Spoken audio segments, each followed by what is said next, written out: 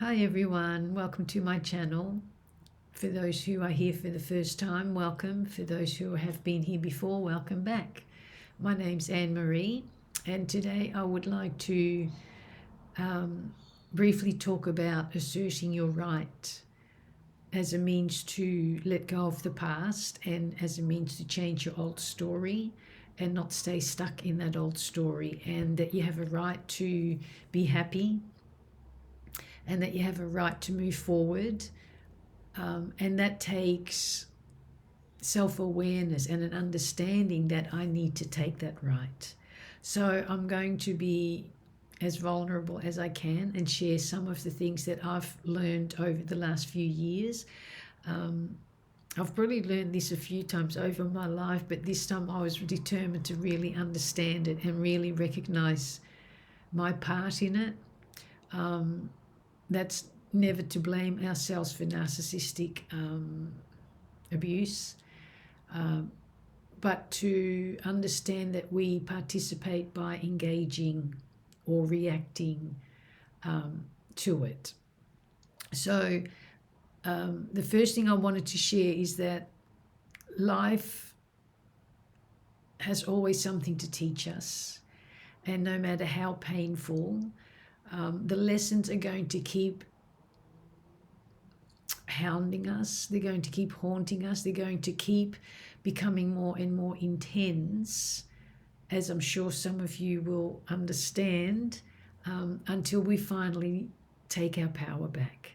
And that's not done with aggression, that's done with assertiveness and love and self-respect and self-value. Okay, but that takes a bit of work when we've allowed others to hammer us down to nothing, where we've been ground to nothing, and we now have to rebuild our self-esteem. But know that you are worthy, and know that you have support, and that you are not alone. Okay. The other thing is that it's very easy to make excuses for ourselves and for others. And I will be the first to put my hand up to say it is the most difficult, oh, excuse me, I've got something in my eye. It is the most difficult terrain I've ever had to navigate. One of the first things I had to learn to lose was my hope that they will change, and my naivety that surely people wouldn't go that low. But you've got to remember that when others are feeling exposed or threatened, that their mask is slipping and you can see behind the mask, you're the one that they're going to come after. Okay. You can release it. You can release that fear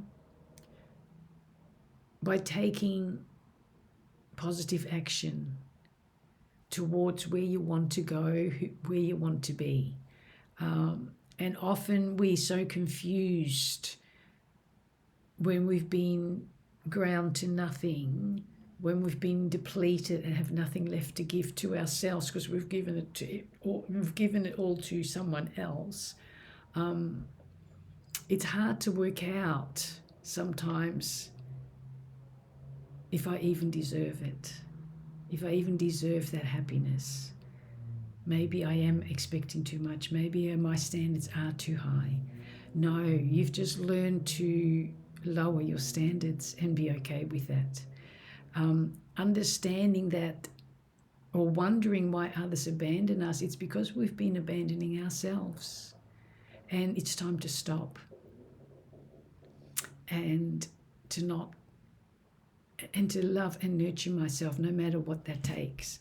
And so I can speak from recent experience, and it has been the most painful, but yet the most liberating experience. And I applaud anyone who is willing to stop making excuses for themselves or others. And that's not to say that you can't, we can't always leave the situation straight away. I understand that 100%. I couldn't leave it straight away. But recognizing that I have to find my way out somehow, especially accepting that they're not going to change. So we have to lose that. It's called radical acceptance, where we have to lose that hope.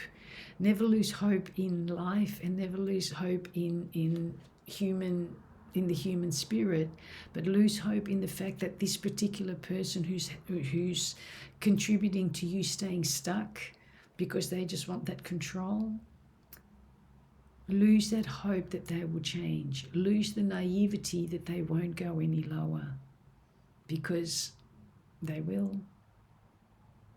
They will. And that's been a very painful realization for me. I was in a relationship for 23 years. I'm 65 years old.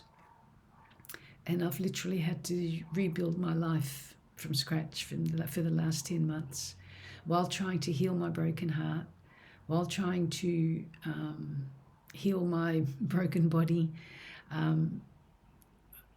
I ended up with so much chronic pain because I was internalizing all the emotional and mental torture. And I was just constantly blaming myself, and then I would retaliate. And it got to the point where I just didn't even like myself anymore, because I was now behaving like him. I was reacting now like him, and that's a way for them to take control, because they can look at you with disgust now and go, "You need help. I'm fine." Right? For those who know what I'm talking about, you know what I'm talking about. For those who are questioning it, well, this isn't your channel. I'm here to help those who are really struggling and who are feeling alone in this. But no, it gets better, but I do have to make some choices. I really do have to make some choices, because every opportunity, every upheaval, every rejection, I don't know if you've heard this saying, but there's a beautiful Christian saying that says every rejection is God's protection. I'm not a Christian, but I still find that a beautiful saying. Because life is stacked on, right? And if they have lived a life of lies, they're not going to be accountable now. Don't be naive to think my love is going to be enough, because all they're concerned about is being exposed. Because if they admit to this lie, then they have to admit to this lie, then their whole mask, everything, their whole life comes crumbling down. And so you become a risk, and you become a real threat to their well orchestrated life. Okay, and so the way we need to keep moving forward is to recognize that I am worthy, and I have to act that way. My actions have to align with my values. So if I say that I value myself, but I live anything less than that, I'm really deceiving myself. And when I'm deceiving myself, I'm going to abandon myself. And then I'm going to wonder why I'm being rejected and abandoned by others.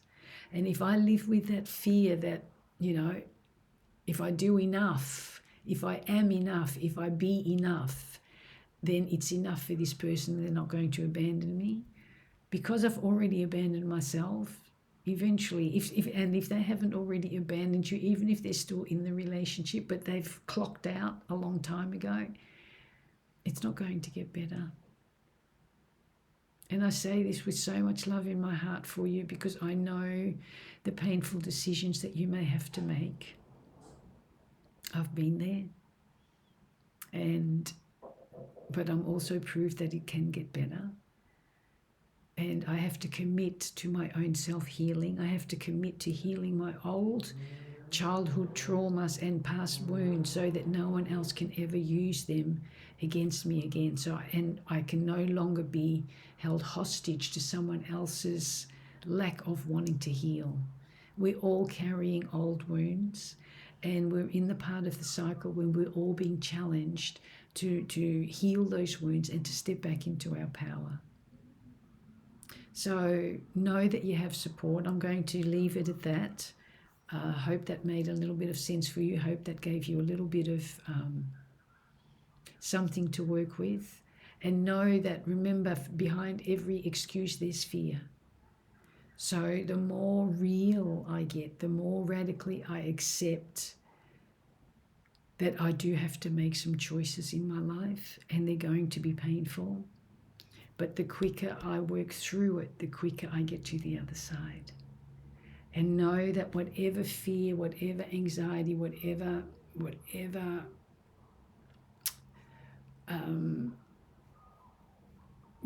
comes up for you that wants to pull you back into that submissive place, remember we've been pushing down all these emotions for so long, which is why often people end up with chronic pain. And I also had life-saving surgery a couple of years ago, and that's when everything got even worse. I thought it was going to get better because he nearly lost me twice in hospital, and thinking this would be the final turnaround, but no, it actually got worse. It actually got worse to the point where I had to keep walking. He pushed me out so far, I just had to keep walking. And in a sense, he did me a favour by overstepping his mark, because I don't think he ever thought I would go. Even though I said many times, one day you're going to push me too far and I will, and there will be no return. I think he was quite surprised to think that I was going to keep walking, and I had to, because otherwise I would probably still be there trying. The trauma bond is real. It's an addiction to that pull and push, to that discarding and then that hoovering, to that devaluing, then that, what's the word I'm thinking of? Reeling you back in. Okay, that future faking, those empty promises, those manipulations, they're not going to change. They're just going to dig their heels deeper because they think, well, you're still here. Can't be that bad. And other people will judge you. Well, can't be that bad. She's still there. He's still there. Okay, so know that you have a right to step away from pain, physical, mental, emotional, spiritual pain. God, the divine, the universe, whoever you look up to, doesn't want us to hurt. And we've got to stop hurting ourselves by staying attached to these toxic relationships. And it's time to let go.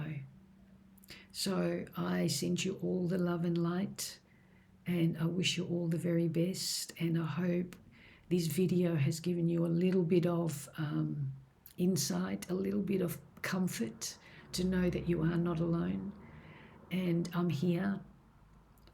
If you want some added support, you can always contact me via my email. I do help people with coaching and neuro-transformational therapy that helps turn your life around, clinical hypnotherapy. And so hopefully, but if you find you can work it on your own, amazing. You know you have my support, and I wish you all the best. So that's it for me for today, and just know that I love you, and you are not alone, and you are a beautiful, powerful, amazing soul. Bye for now.